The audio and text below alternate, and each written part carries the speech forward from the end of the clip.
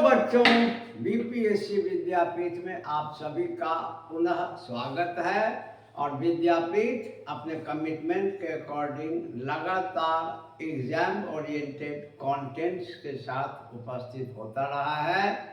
और इसी क्रम में आज हम लोग बिहार के इतिहास से संबंधित एक बहुत ही महत्वपूर्ण पक्ष की चर्चा करेंगे, जिस कड़ी में दो पक्षों की चर्चा पहले हो चुकी है।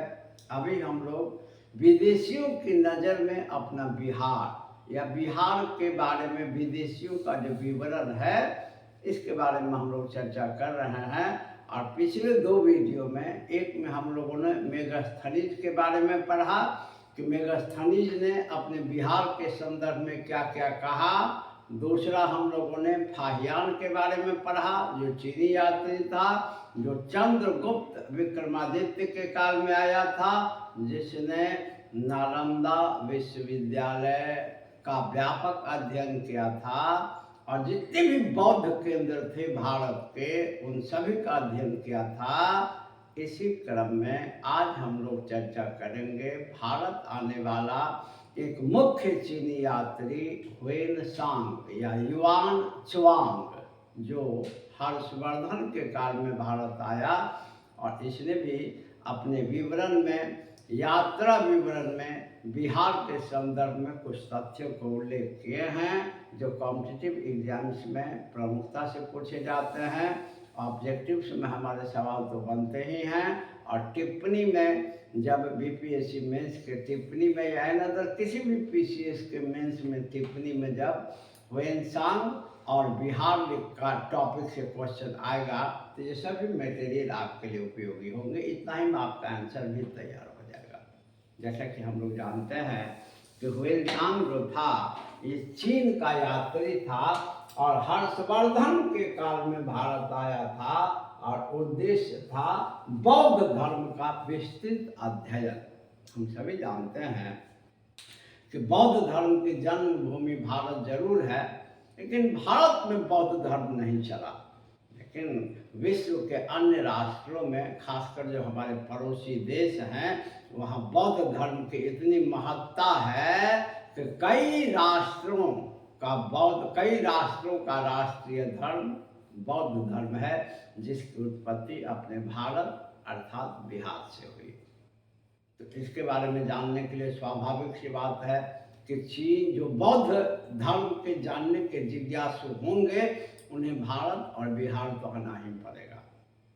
तो इसी क्रम में हर्षवर्धन के काल में चीनी यात्री ह्वेनसांग आया और इसने बौद्ध धर्म का विस्तृत अध्ययन किया। जैसा कि हम सभी जानते हैं, ये बराबर विवाद का विषय होता है कि कौन यात्री कब आया, लेकिन जो ऑथेंटिक डेट माना गया है, यह 629 में आया और 644 ईस्वी तक लगभग ये भारत में रहा। 629 ईस्वी में भारत आया और 644 ईस्वी तक लगभग भारत में रहा। इसके बाद यह जब यहाँ से लौट के गया भारत से, और बौद्ध धर्म के व्यापक अध्ययन और अनुभवों के साथ जब लौट के गया भारत से, इसलिए एक यात्रा विवरण की रचना की या संस्मरण की रचना की, जिसको चाइनीज में कहा जाता है CUQ। इसका अर्थ है संसार का लेख। ध्यान रखें, इस पुस्तक का वास्तविक अर्थ है संसार का लेख, क्योंकि इसने व्यापक यात्रा किया था और बहुत सारे सामग्री और बहुत सारे अनुभव और बहुत सारे ज्ञान को लेकर के यह चीन वापस गया। और उसके बाद संसार के लेख के नाम से, जिसको चाइनीज में CUQ कहते हैं, नामक पुस्तक की रचना की। और इसे जो बहुत ही प्रमुखता से पूछे जाते हैं, इस चीनी यात्री को ही यात्रियों का राजकुमार भी कहा जाता है, प्रिंस ऑफ पिलग्रिम्स, यात्रियों का राजकुमार। और ह्वेनसांग ने अपने यात्रा विवरण के बारे में लिखा, भारत के बारे में बहुत सारी बातें लिखी। और ह्वेनसांग की जीवनी को किसने लिखा? जब यह प्रश्न हमारे सामने आता है तो याद रखें कि ह्वेनसांग की जीवनी को हु वी ली ने लिखा।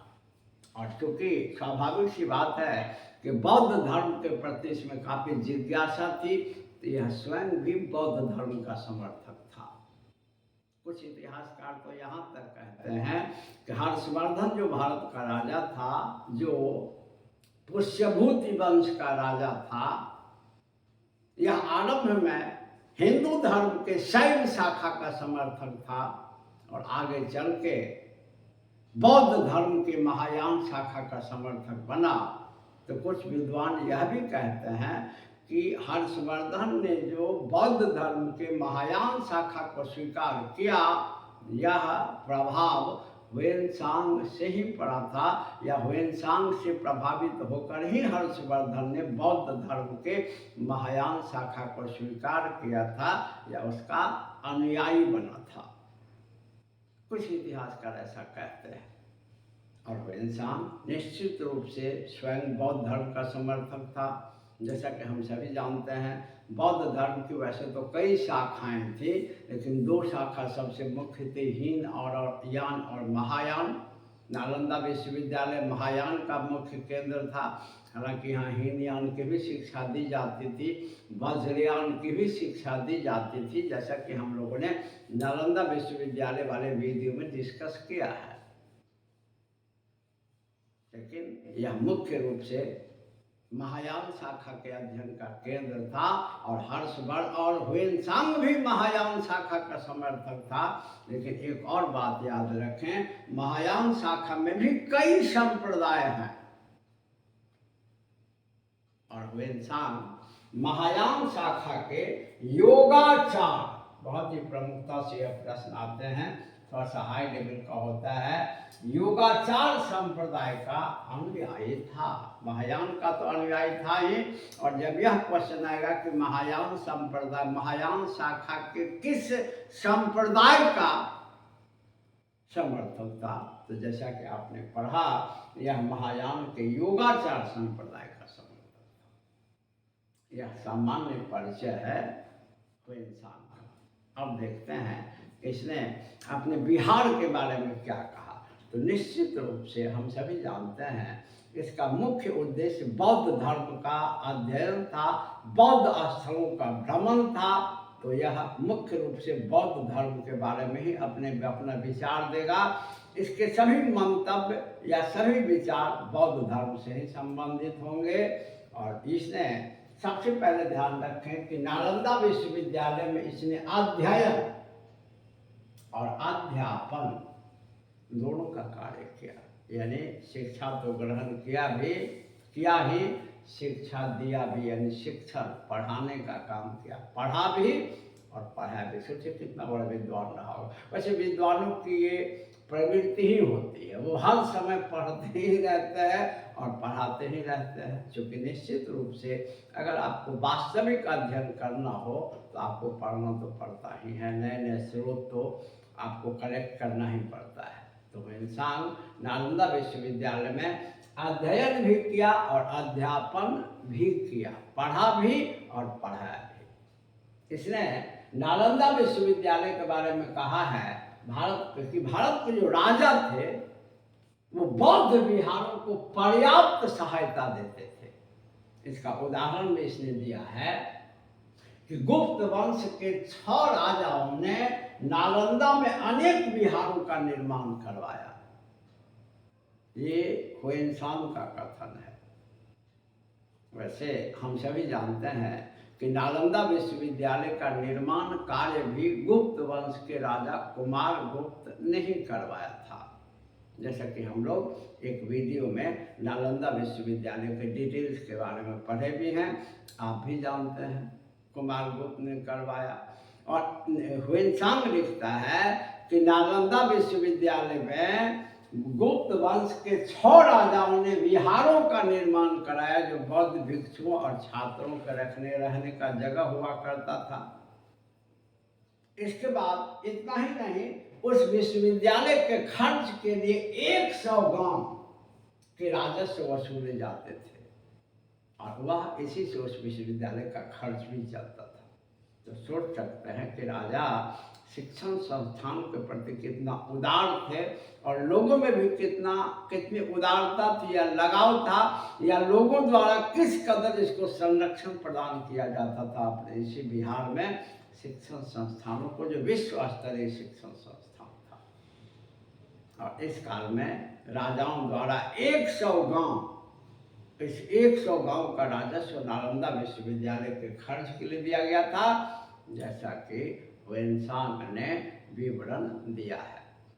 इसके बाद कहा जाता, ह्वेनसांग ने कहा कि नालंदा विश्वविद्यालय में प्रतिदिन कई हजार भिक्षु भोजन करते थे। तो इतने बड़े खर्च को कहाँ से उठाया जाता था? लोगों के अनुदान और 100 गांवों के राजस्व से।